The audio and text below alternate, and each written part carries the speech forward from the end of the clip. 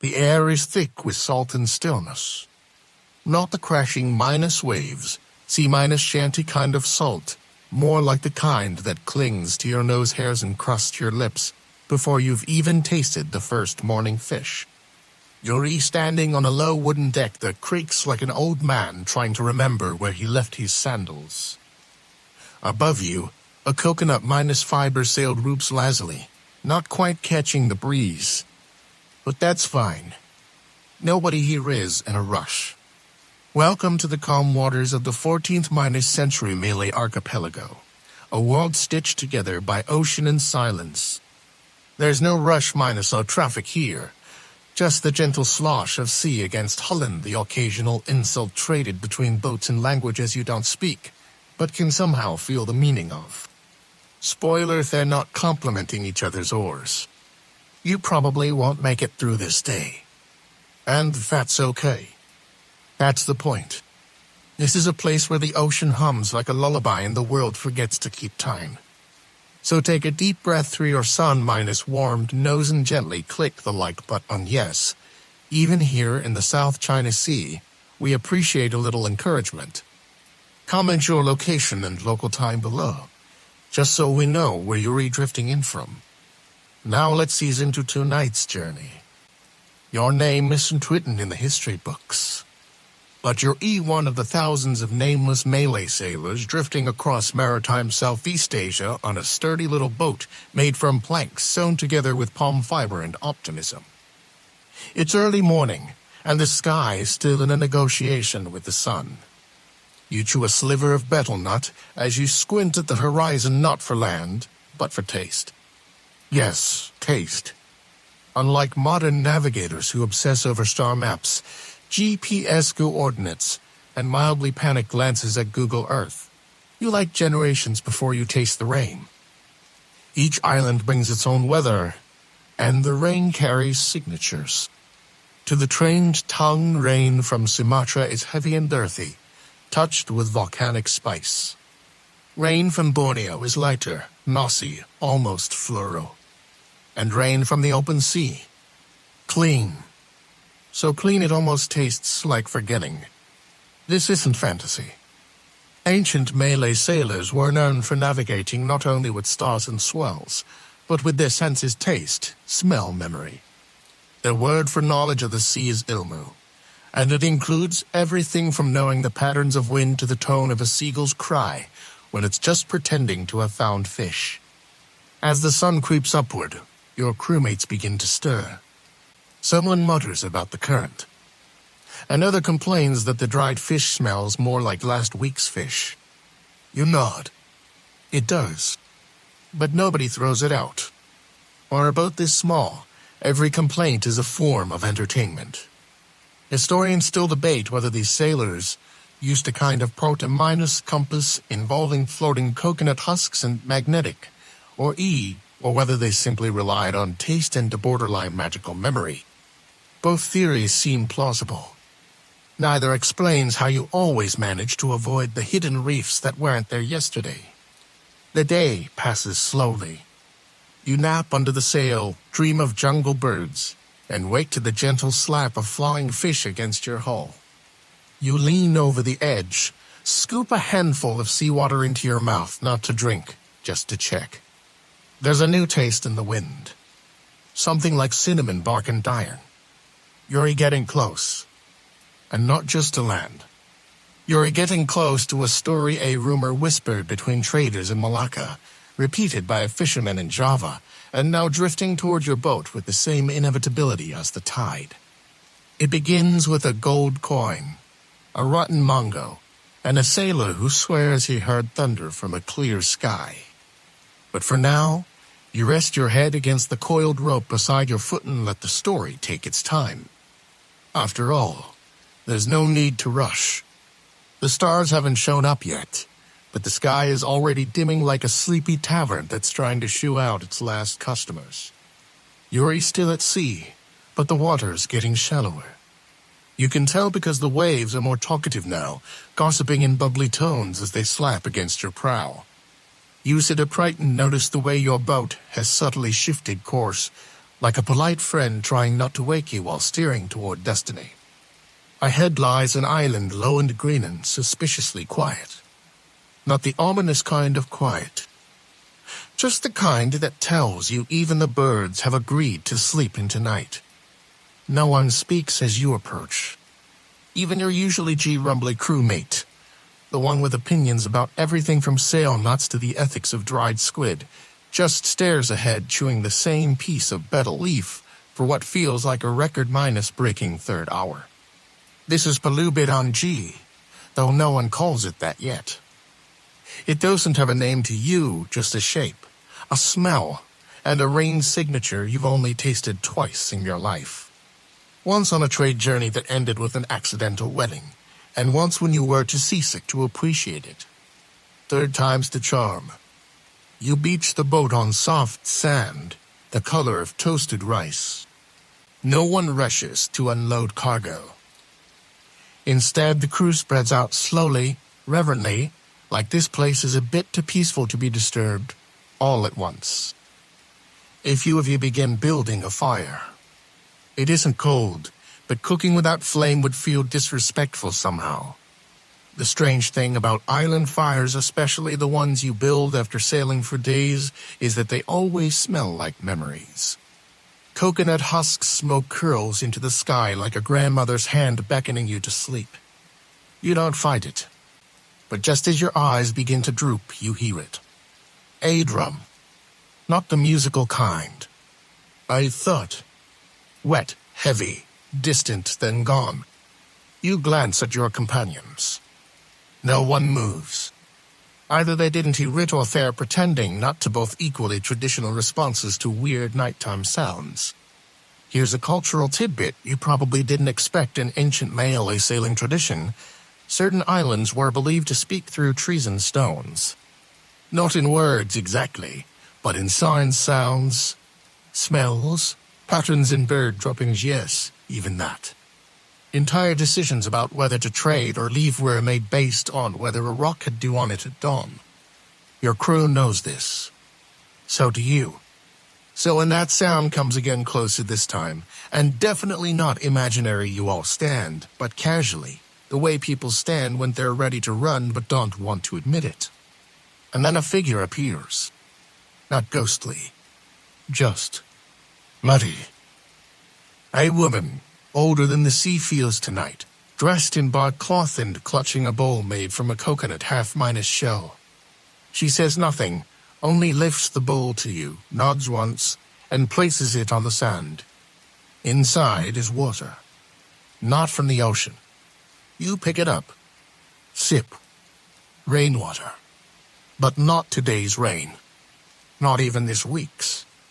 This water carries the taste of mountain rock, bird feathers, and old cave moss. It's aged. It's traveled. It shouldn't be here. Historians aren't sure how islanders preserved or flavored rainwater in ritual practices like this. Some suggest it was stored in bamboo sealed with beeswax. Others believe it was simply collected from sacred pools that never evaporated. Either way, it tastes like a secret. The woman points inland, says one word, Keluang. You don't know what it means. Not yet. But it's enough to send your feet moving. As you step past sleeping logs and roots, like old elbows sticking out of the ground, the jungle opens slightly, like it's been expecting you. You follow the scent of wet leaves and unrippy bananas, the sound of a frog too lazy to jump. You walk until the firelight is just a rumor behind you, until the bowl is empty and your thoughts are too. Then use it, right there on the forest floor, where the earth is soft and nothing demands anything of you. You may not understand the woman's message, or why rainwater arrived in a coconut, or even how you'll get back in the dark. But the breeze is cool, the ground is kind, and the stars are finally showing up to keep you company. The story continues, but you don't have to. Not just yet. Section 3. The next morning arrives gently, as if embarrassed about yesterday's mysteries. Sunlight tears links through the leaves like a lazy cat, pooling on your skin in soft golden patches. Around you, the jungle rustles politely. Nothing dramatic. Just leaf miners shuffling and the occasional thunk of a falling fruit that no one will eat. You're not entirely sure how you made it back to camp, but your body seems to have handled the logistics while your brain took the night off. Your crew is awake now, squatting around a pot of something brown and suspiciously nutritious. It smells like boiled tree bark and mild regret. You nod at them and receive a few grunts, in return affectionate in their own way. Last night's woman is gone. The coconut shell bowl is still there, though. Empty. Sand stuck to the rim. A reminder that something happened, even if no one wants to talk about it over breakfast, too. You spend the morning mending sails, which mostly involves pretending to look busy while watching clouds. Malay sails, Tonja, as they're called, aren't just rectangles like on those clunky European boats you've heard rumors about. No, your sail is a graceful, crab-claw-shaped thing of split bamboo and woven fiber, designed to dance with the wind, not wrestle it. In fact, one major historical innovation of these ancient vessels, called pare hu or jong, depending on their size, was their Latin-style rigging. It let you tack against the wind, zigzagging with a smug little grin as other ships floundered. Today, though, the wind is as indecisive as a cat at a pond. You decide to wait. Midday brings something unusual. A trader's canoe. You spot it first not because of its shape, but because of its smell. Sandalwood dried shrimp with a hint of tobacco. You've known its smell since you were a child, hiding behind baskets in the Malacca market, watching deals happen with hand signals and eyebrows. This canoe smells like business. It glides to shore like it's done this 1,000 times before. A man steps out. H.E.S. short, weary, and wears a necklace made of teeth that may or may not have come from animals. He raises a hand not in greeting, but in negotiation. You trade stories before goods. This is the way of things. He tells you of a floating market where pineapples are the size of babies. You tell him about the rainwater woman and the sound in the night. He nods slowly and spits on the sand. Then he says the word again, Keluang. Except this time he clarifies. The bat, he adds. Well, that's something. Apparently, the Keluang is a kind of giant fruit bat. Harmless. Mostly. But known in local lore as a carrier of messages, dreams, omens, whispers from the other side. Some believe that if a Keluang circles your camp at night, it's delivering a message from someone who can no longer speak. Or who never could. The trader doesn't elaborate further. He has peppered to Selland an appointment with a woman who owes him a duck. Priorities. He leaves behind a small bundle wrapped in banana leaf. Inside salt, candied ginger, and a piece of bark that smells exactly like your grandmother's house after a thunderstorm. You don't know what it means, but you tuck it away, just in case. That night, the fire is smaller, quieter. Your crewmates mutter stories in half-minded sentences, rubbing their feet and chewing the ends of fish bones. Someone brings out a rabe on a drum and taps it in a slow, steady rhythm just enough to keep your thoughts from wandering too far. You lie back on the sand and look up. The stars are bright, but not bragging about it. You wonder if the Keluang is up there somewhere, flapping between constellations, laughing quietly at how little humans understand. You wonder if rainwater can really carry memories. You wonder if bark that smells like thunder is a message or just bark. But mostly you rest. Because tomorrow, the wind might decide to return. And when it does, you'll be ready to chase the story again. The wind returns like an old friend who shows up late but brings food. It starts as a whisper, brushing the tops of the palms. Then it stretches its arms, yawns across the bay, and suddenly your sail flutters to life with the enthusiasm of someone who's just remembered there's cake in the fridge. You push off from Palu Bidonji with the tide tugging at your hull like a child begging for one more story. The sun is just beginning its dramatic climb gold. Then white. Then please put on a hat. Your boat moves like it remembers the way. You let it. By late morning, you've slipped into a channel between two islands so narrow, you could throw a durian from one side to the other. Not that you do want to. These waters are tricky. Not dangerous, just moody. The kind of channel that changes its depth depending on whether it likes your haircut. You steer carefully, listening. Because here, the sea speaks. Not in waves or splashes, but in tones. The water beneath you takes on a different pitch, a resonance that changes with the shape of the land and the saltness of the tide. Malay navigators use this to subtle sound shifts beneath the hull, like an underwater bell curve, telling them whether they were over sand, coral, or the bones of ships that hadn't made it. It's called listening to the belly of the boat. An old sailor once told you that the boat has ears where it touches water. And maybe it does. Because right now, you can hear something different. A long, low hum. It's not threatening. Just unexpected. Like someone humming a lullaby to themselves in a room you thought was empty. You pass the channel and enter open water again. The wind is stronger here, filled with the smells of far minus of flan nutmeg, burnt palm, and something sweet and rotting. You recognize it. Jackfurt, which means you're near the trading island of Timisike. Historians generally agree that Timisike was a key port in the 14th century maritime network, later becoming the city we now call Singapore. But back then, it was a glittering skyline or an airport with suspiciously good noodle stalls.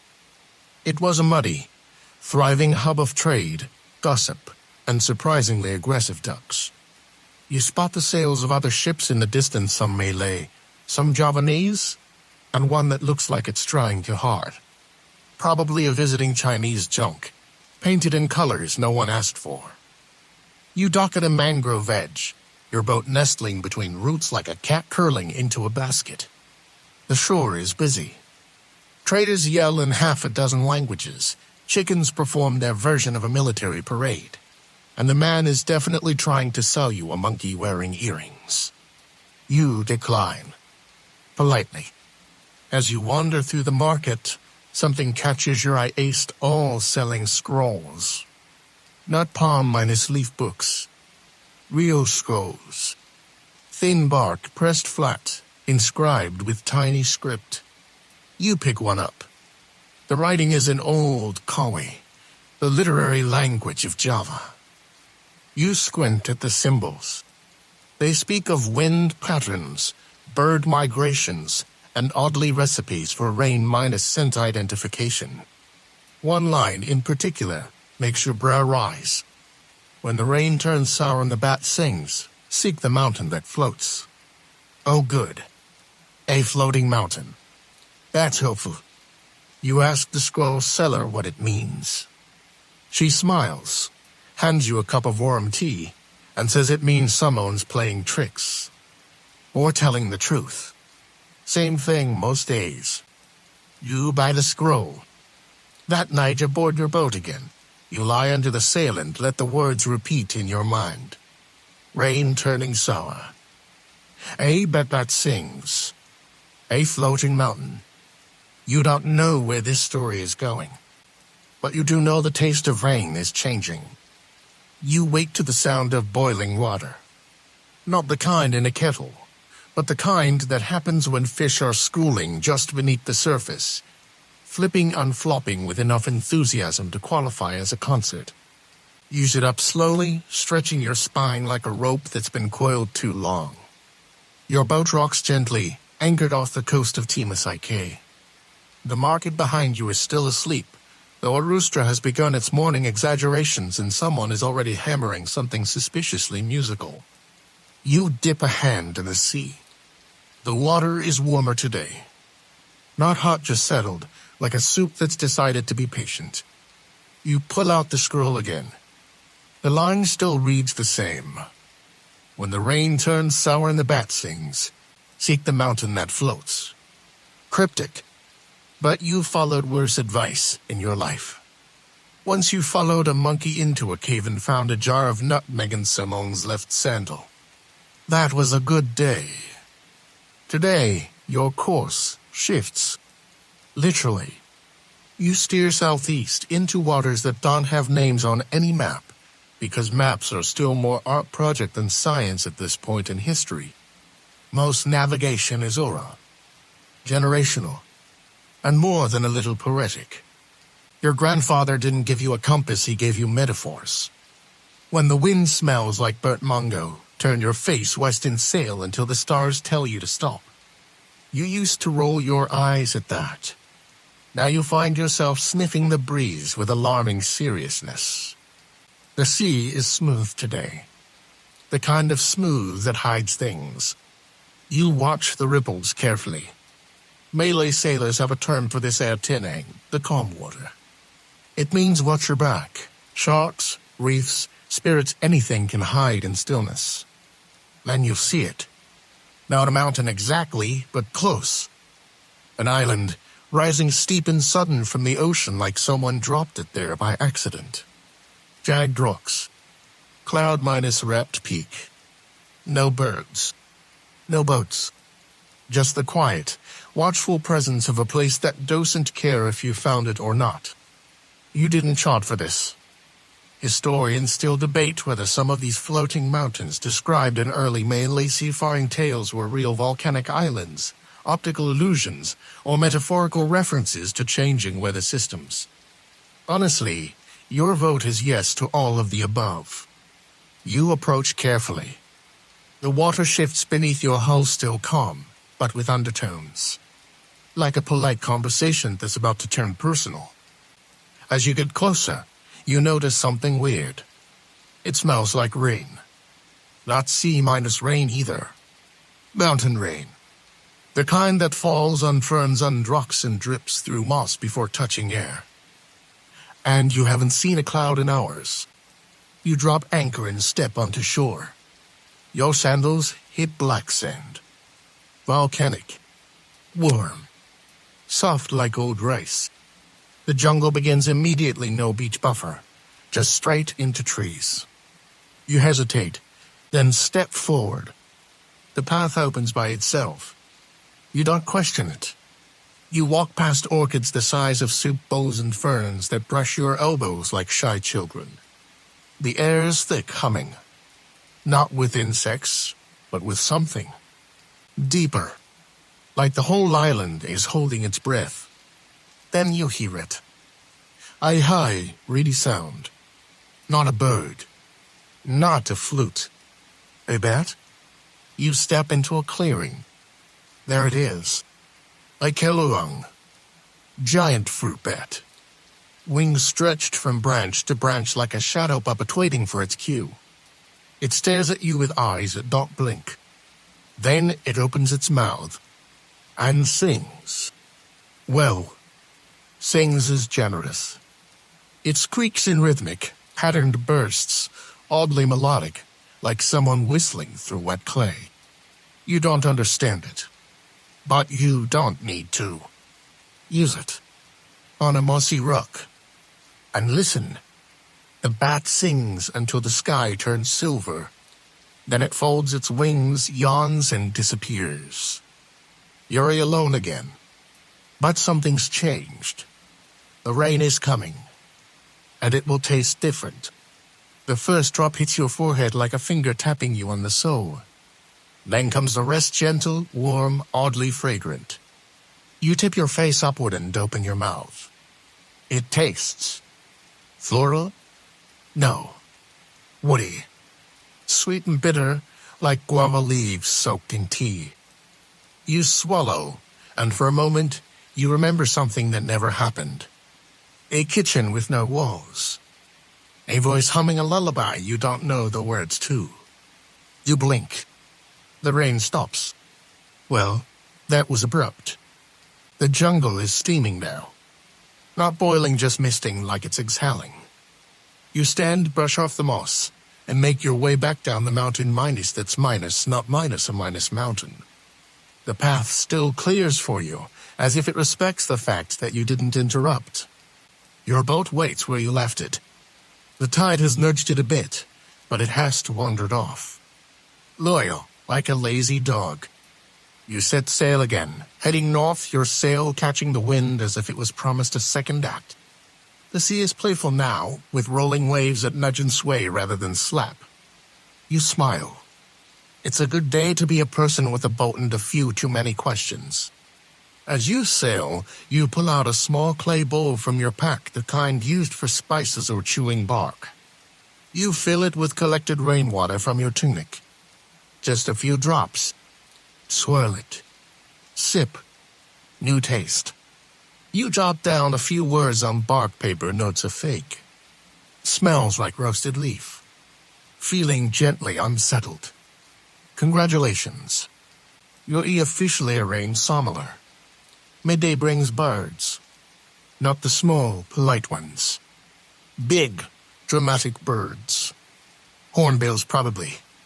They arc overhead in slow, heavy flaps, like royalty showing off. One drops something. You flinch. But it's just a fruit. It splashes next to your boat. You fish it out. I'm mangosteen. Obscure cultural tidbit in some Malay communities. Mangosteen juice was once used in ceremonies to welcome seasonal rain. Not for drinking, just for scent. The belief was that rain has a taste, and food has a scent, and if you mix the two, you invite balance. Or at the very least, confuse the spirits. You set the fruit next to your scroll. Everything is starting to connect. Or it's not. It's hard to tell, and that's part of the charm. By dusk, you seal, and again. This one isn't a mystery island. It's known. Familiar. Callanton Coast. Fishermen wave as you pass. One throws you a roasted banana leaf parcel because that's how hospitality works out here, expressed in calories, not compliments.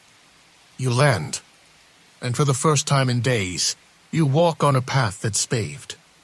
Well, sort of. It's just packed dirt, but someone clearly swept it recently. The village is quiet but watchful. Kids peek out from doorways. A dog sighs in its sleep. You're shown to a guest hut. No one asks questions. Not yet. Inside, you find a jug of water. Rainwater. You taste it, and it tastes like the bat's song. A little wild. A little sweet. And completely unforgettable. Morning in Callanton arrives like a slow minus spoken elder, quiet, deliberate, and vaguely amused that you're still asleep. You stir beneath a palm minus woven blanket and blink at a ceiling that has seen more seasons than any of your ancestors' stories. Outside, the village hums its Mornington cocker, less crowing out of tune, pestles pounding rice into reluctant submission, and someone sweeping dirt with the energy of a woman who has thoughts about how you stacked your sandals. You rise, wash your face in a bowl of cool water, definitely not rainwater this time. This tastes like well and mineral and yesterday's weather, and step out. The elders are already seated in a circle under a breadfruit tree, chewing betel and exchanging the kind of nods that contain entire novels. One of them beckons you with 2 fingers and the faintest raise of an eyebrow. Use it. Naturally. There's no formal greeting. Just the passing of a leaf minus wrapped bundle into questions so casual you almost miss it. So, the rain tasted strange, did it? You nod. No need to explain how you know they know. This is a village that listens to wind direction like it's gossip. They already have a working theory about you. The elder leans in and whispers a name, Tok say Lampet. You pause. Not because you recognize it, but because the way he says it makes the air cooler. Tok say Lampet, you learn, is a wandering storyteller. A Penglip Earl, are literally so other of sorrows. These storytellers roam from port to port, village to village, carrying tales folded in riddles and wrapped in rain. Some say Tok say Lampet was a title, passed down like an heirloom. Others say there was only ever one and he simply refused to die. Historians remain unsure whether Tok say Lampet was an actual individual, a folkloric archetype, or a convenient excuse for villagers to gather and skip chores. The line between myth and neighbor is always soft around here. The elder tells you Tok say Lampet was last seen heading inland, toward the foothills where the mist tastes like metal and the ground hums with stories that haven't finished forming. He gestures toward a narrow path that disappears behind a stand of sugar palms. You go. Because of course you do. The path is narrow and sun-dappled, full of those big ferns that pretend not to care when you brush past them but definitely judge your walking posture. You walk until the sounds of the village fade and the air smells like damp parchment and sap. Then you find a hut. It's small, crooked, and smells like burnt coconut. A man sits outside, carving notches into a long stick. He doesn't look up. You clear your throat. He responds with a murmur that could mean hello, go away, or him counting something important. You wait. Eventually, he sets the stick down and speaks. The bat sang to you. You try to keep your face neutral. He chuckles. Don't worry. It doesn't sing to everyone. Some people just get bird droppings. He waves you over and pours tea from a kettle that looks older than most dynasties. The tea is sharp, smoky, with a taste that tugs at the back of your memory like a childhood nickname. You sip in silence. He doesn't introduce himself. But you know. This is Tok say Lampet. Or someone who wants to be him. Or someone who wants you to think he isn't. Regardless, he tells you a story. Not about you, of course, but about a sailor who chased rain across the sea, following tastes instead of stars, until he arrived at the edge of the map and found a cave where the rain sang back. You sip your tea. You listen. And somewhere between the fifth metaphor and the seventh unnecessary animal character, you fall asleep against the hut's wall, the scent of tea and old stories wrapping around you like a very literary cloud. When you wake, there's a leaf on your forehead. You brush it away and sit up to find that Tok say Lampet is gone. So is the kettle. So is the hut. Only the forest remains. You blink. Twice. The forest remains unimpressed. You're not scared. Mostly because you're too sleepy to panic, and also because this sort of thing happens more often than you'd like to admit. Rain-obsessed sailors live interesting lives. You stand, stretch, and find a small satchel near your feet. Inside a dried mangosteen peel, a folded map made of tree bark, and a note written in script so flowery it might actually bloom. It reads, "The rain changes when the mountain breathes. Follow the birds that forget their songs." You sigh. This is either going to be very profound or very irritating. You follow the path downhill, your sandals crunching over roots like broken promises. The forest slowly gives way 2 paddy fields wide, flat, flooded rectangles that reflect the sky in perfect watercolor smears. A group of farmers wades through knee-inch high water, planting rice with mechanical grace. One of them looks up, nods, and points northeast. You don't ask how she knows.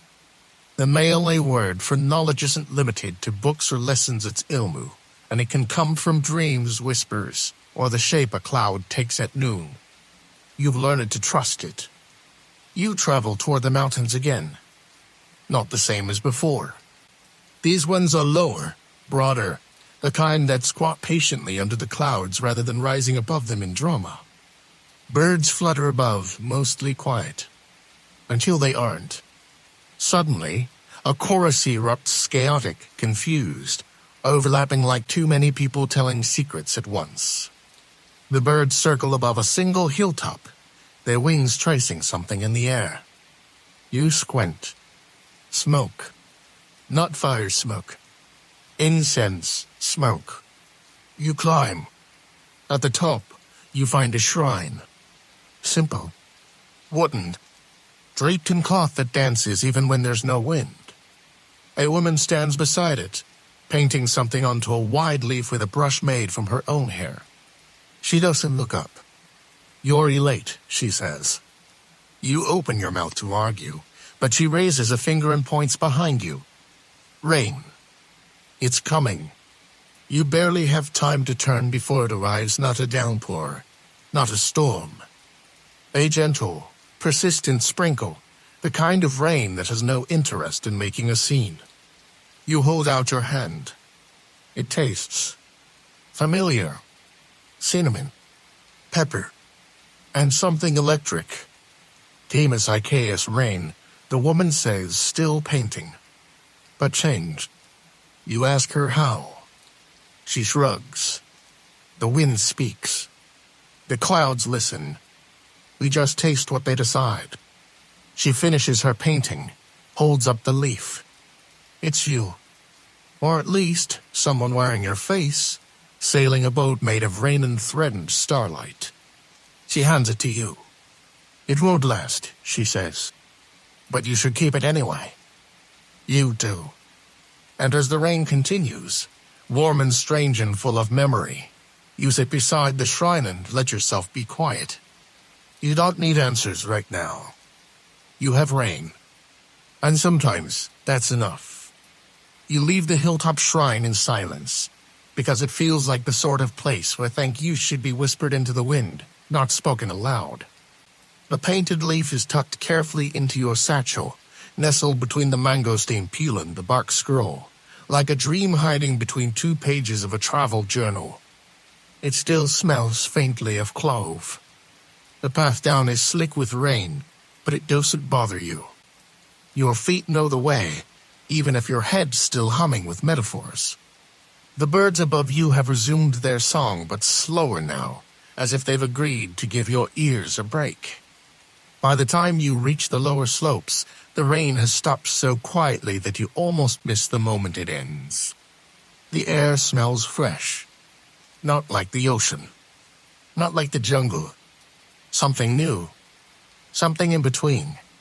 You stop at a bend in the path where a cluster of banana trees lean lazily into the sunlight. An old woman is sitting beneath them, weaving reeds into a mat. She looks up, nods once, then goes back to her work. You sit beside her, uninvited and unbothered. After a while, she speaks without looking up. Do you know the story of the sailor who married the monsoon? You shake your head, but she continues anyway.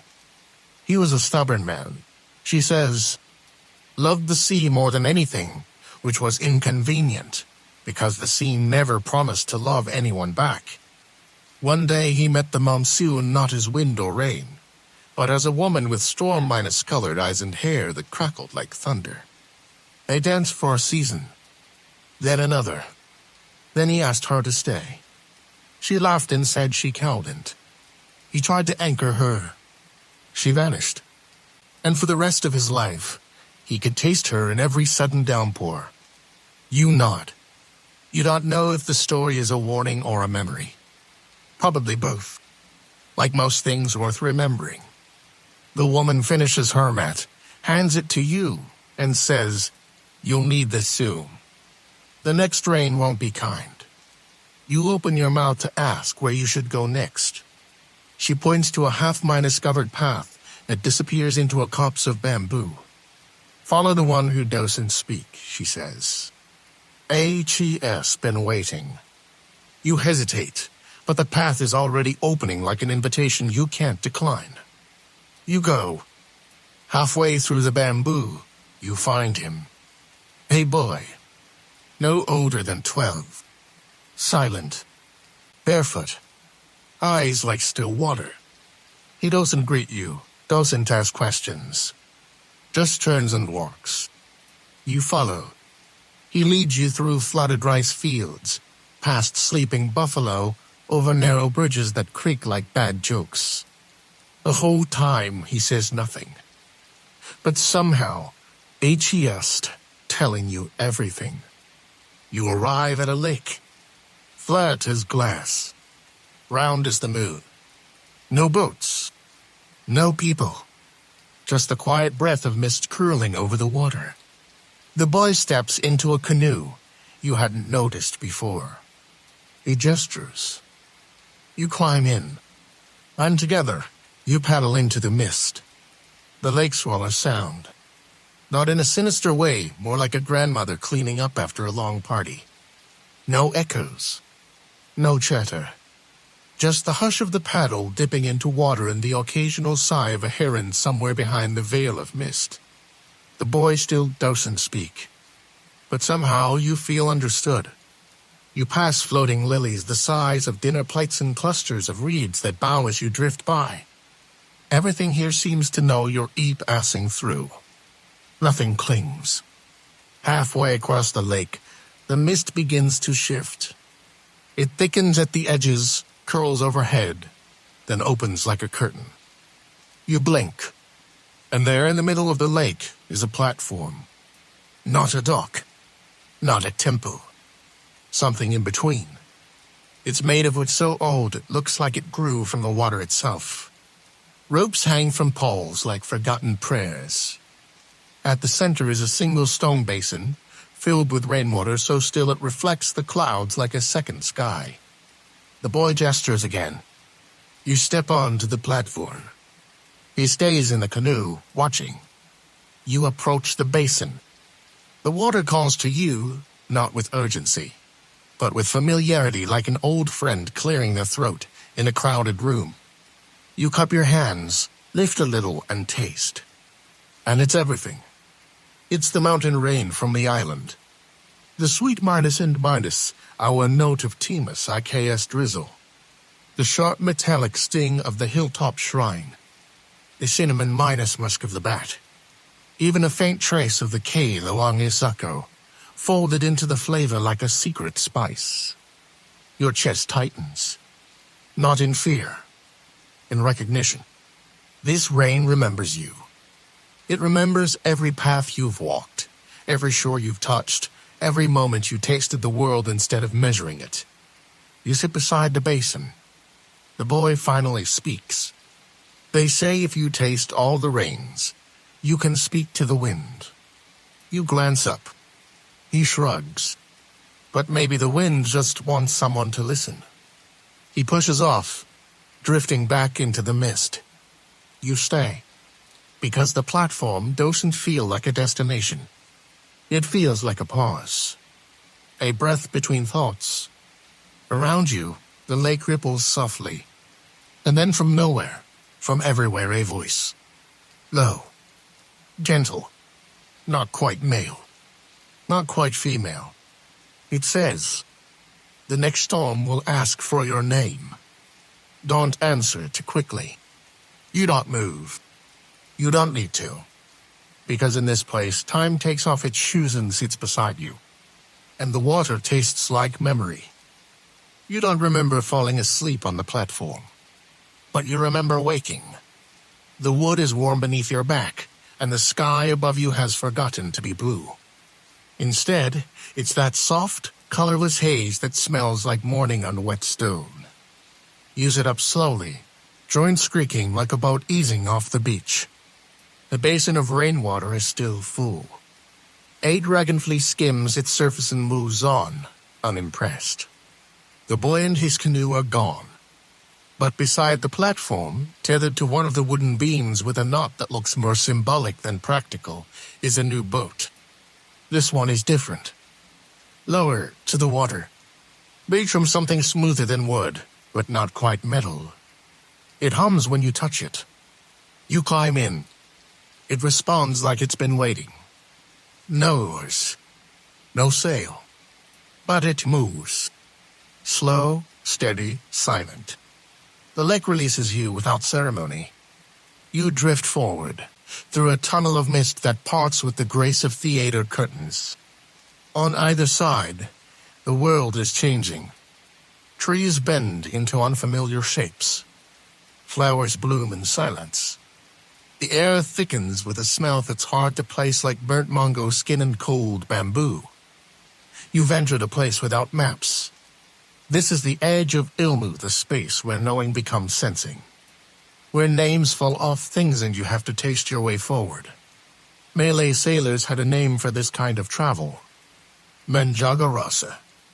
Literally, guarding the feeling. It meant trusting sensation over sight, gut over guide. A sailor could close his eyes and steer by the way the wind curled around his ear. Your beginning to understand. The boat stops. Just stops.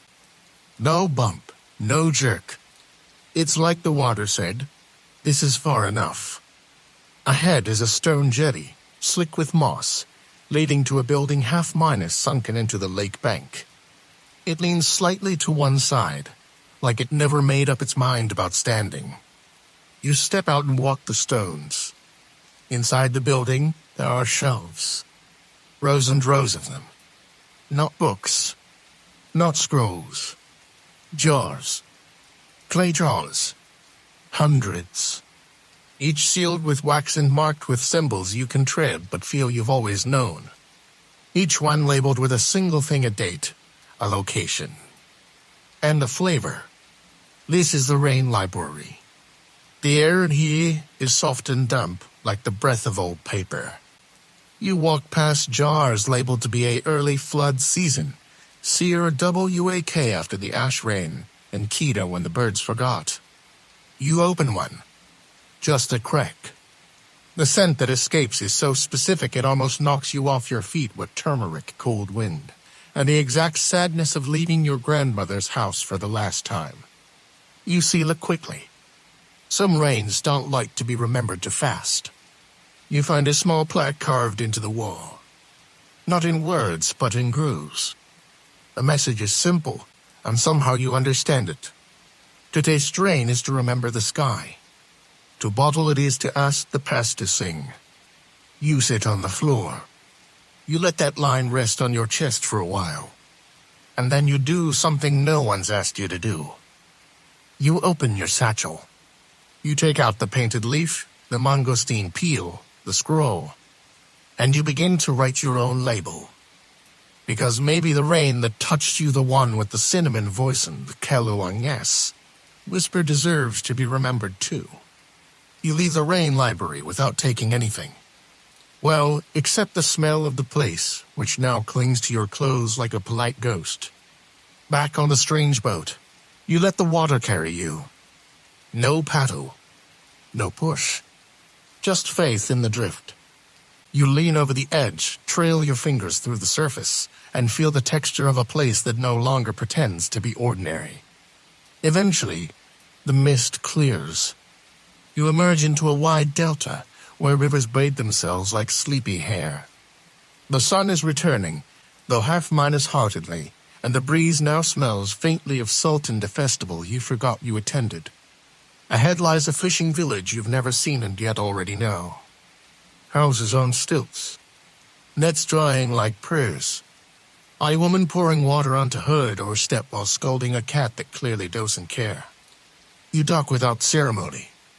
The boat drifts off behind you, maybe to find another sailor with too many dreams. The villagers nod at you as you pass. No one asks why you're here. No one wonders where you've been. In places like this, arrivals are just returns. Your lead to the center of the village, where a group of women are grinding herbs with long wooden mortars. They pause, look up, and one of them says, "It's in your eyes." The storm taste. You smile. A little. She offers you a bowl. Not food. Water. Clear. Cool. Not just rainwater, this is ceremonial. You taste it. It tastes like goodbye. Not a sad goodbye. The kind that comes after a good story and a full meal. The kind that lets you sleep well. They sit you down and begin singing. Not for you. For the rain. This is an old Malay ritual. practiced in some coastal villages even into the early colonial era Memangil Hujan, calling the rain. Not with demands, but with gratitude. A recognition that the sky has feelings too. You listen. And somewhere in that rhythm, in the thud of the pestle, the rustle of sarongs, the quiet harmony of mothers and daughters and grandmothers, you realize something. You've stopped trying to explain this journey.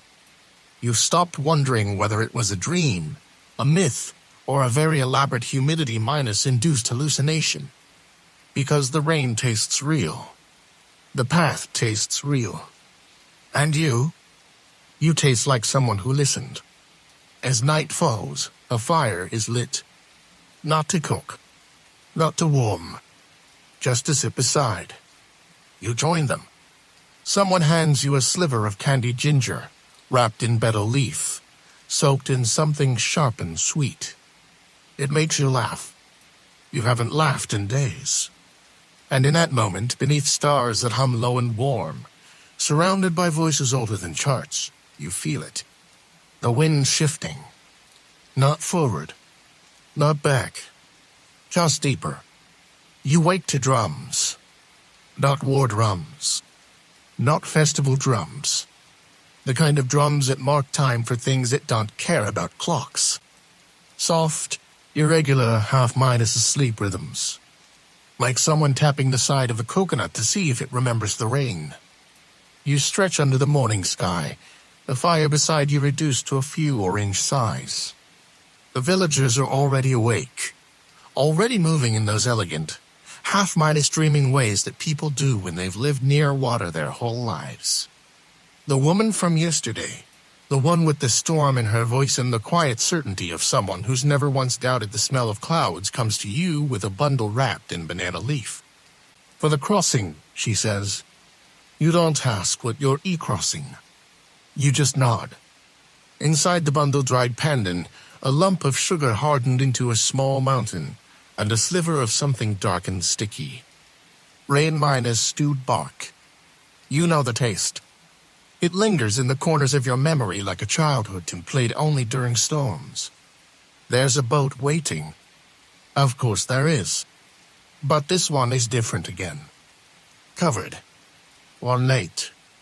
Painted with symbols that don't mean anything to you, and yet your body relaxes at the sight of them, as if your skin has learned to read ahead of your mind. As you push off, the village docent wave goodbye. They nod, because this isn't an ending. It's a translation. You float out through the delta, the morning mist parting like polite servants.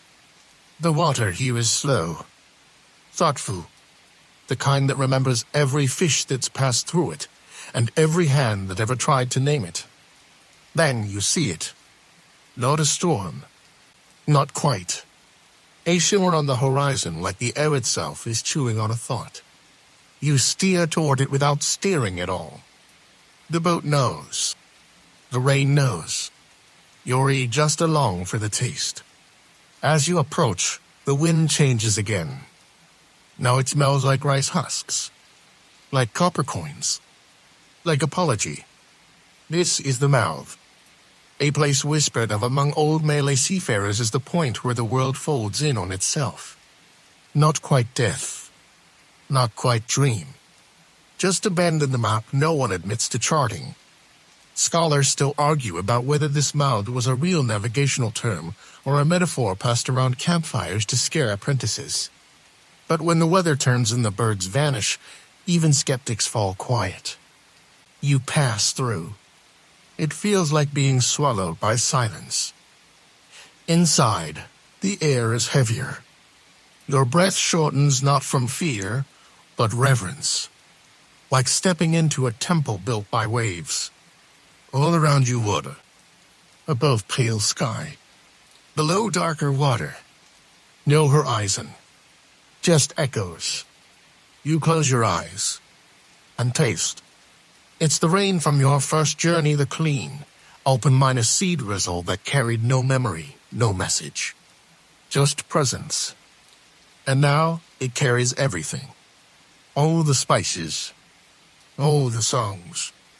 All the thunder in barking bats and scrolls and silent boys.